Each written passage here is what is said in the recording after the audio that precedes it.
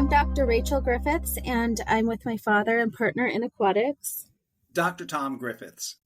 Welcome to the Drowning Files, where each week we discuss a lawsuit we've been involved in or another true story with suggestions to learn from these tragedies to save lives.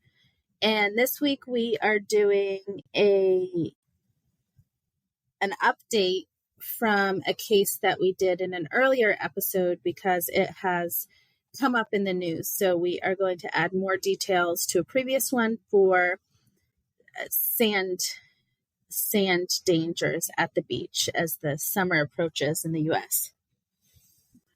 Yes, and this was a tragic fatality that happened in Florida just recently. And I guess with this latest one, a lot of other sandhole tragedies and fatalities have come to light with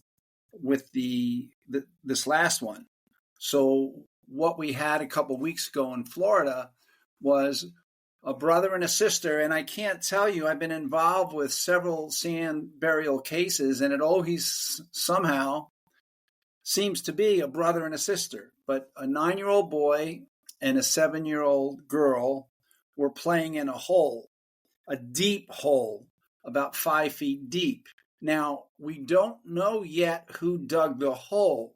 We don't know if adults had dug it previously or other children had dug the hole or if these two individuals did. But they were playing in a hole, and beach sand is very soft, but at the same time, it's very heavy. And as they were in the hole, the sand collapsed around them, buried them. The boy's head popped out of the sand. He was lucky, although we don't know his current condition. He was admitted to the hospital in serious condition. We don't know the extent of those injuries, but the girl did, in fact, die. I had a similar case, and we talked about that case on this podcast earlier in New Jersey, where a brother and a sister were digging a hole right behind the lifeguard stand when it collapsed. And again, one of the two children died and the other one survived. But since this last Florida case, it has come to light that there have been dozens of sand burials throughout the United States in recent years. Some of the states involved are California, Florida, Massachusetts, Rhode Island, and New Jersey. Those are just some of the states. And when it collapses, it doesn't collapse gradually. It collapses quickly. Of course, it is a silent death because the kids cannot call out for help. And so when people go to the beach, they have to be aware, they have to do their homework. And beach managers, lifeguards, anyone walking the beach should stop people from digging deep holes in the sand. And everyone seems to agree that deep is anything deeper than the knees, no deeper than the knee on the person digging the hole.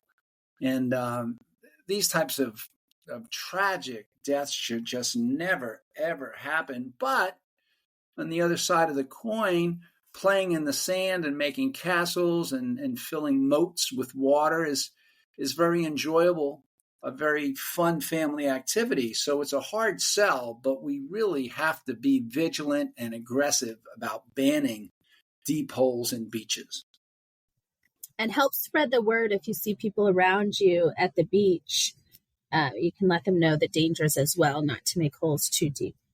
Yeah, and we always worry about approaching someone else and giving them advice or stating a recommendation, particularly when it comes to their children.